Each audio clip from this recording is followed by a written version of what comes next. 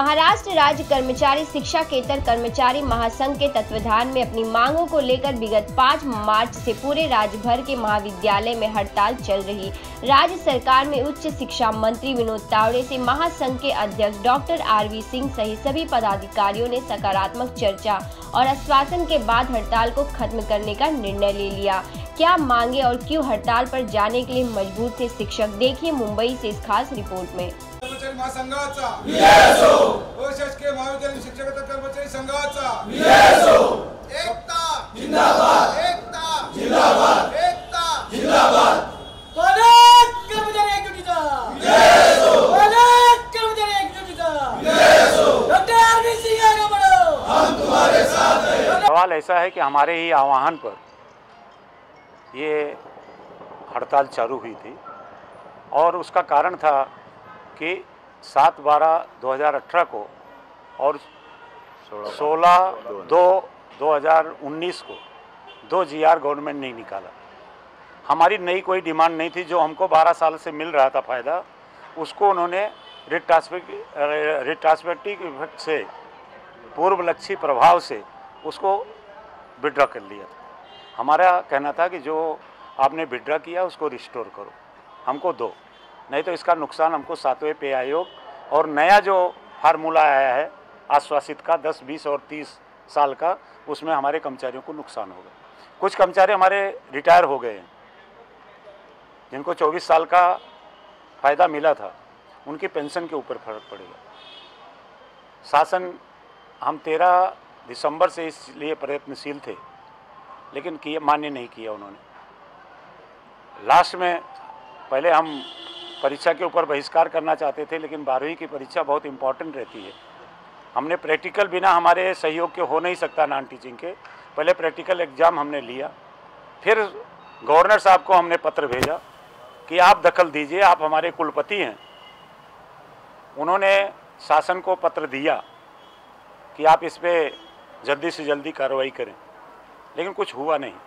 अंत में हमको ना इलाज होके हम और 10 दिन बात करने वाले थे सब, लेकिन मुझे डर था कि आचार संहिता लागू होगी, शासन बोलेगी अब तो हमारे हाथ में कुछ नहीं है, और हमको फिर 2 महीने इस चीज़ के लिए लड़ना पड़ेगा, अटकना पड़ेगा। इसलिए हमने 5 तारीख का हमारी कार्यकारिणी ने डिसीजन लिया।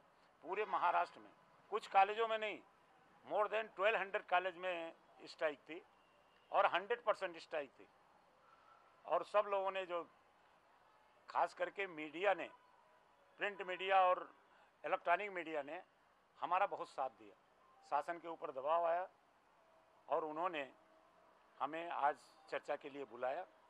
चर्चा में आते ही उन्होंने कह दिया कि आपकी तो एक ही डिमांड है यहाँ, हम उसको मान्य करते हैं।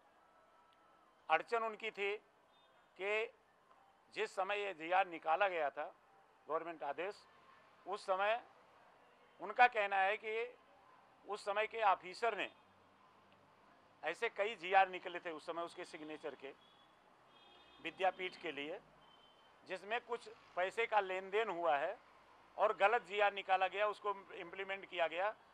मोर देन 300 करोड़ रुपए से ज़्यादा शासन को गलत पेमेंट करना पड़ा है।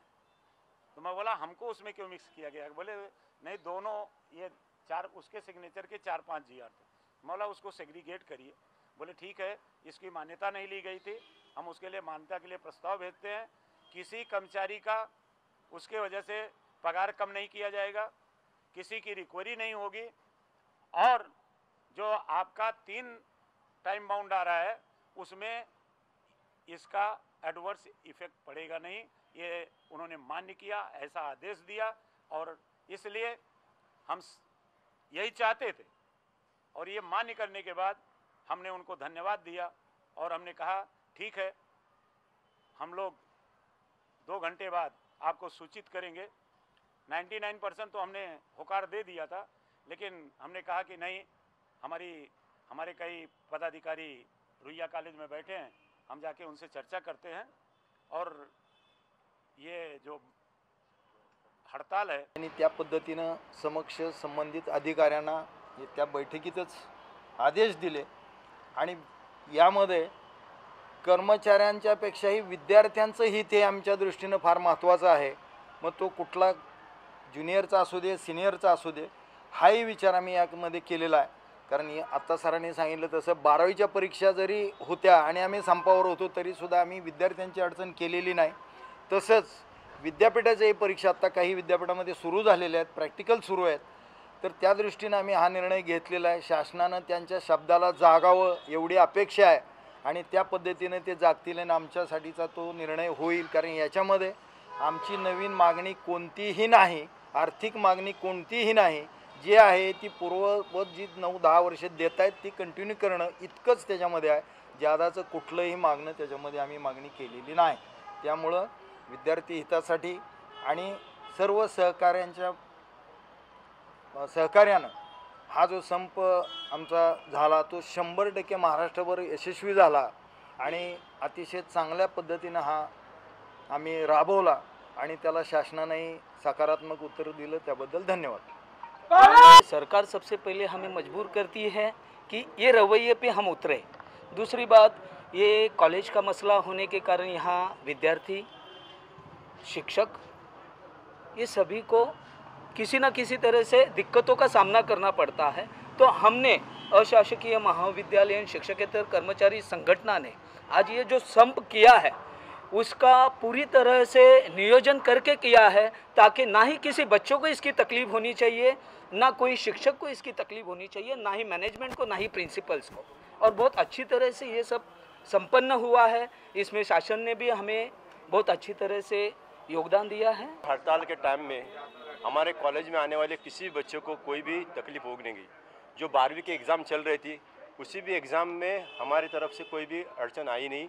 और अगर हम प्राचार्य से बात करके रखे थे, जो भी हमारी कॉलेज में हड़ताल थी सभी प्राचार्य से हमने बात की थी कि अगर आपको कोई भी तकलीफ होती है 12वीं के बच्चे के लिए तो हम आपको उनको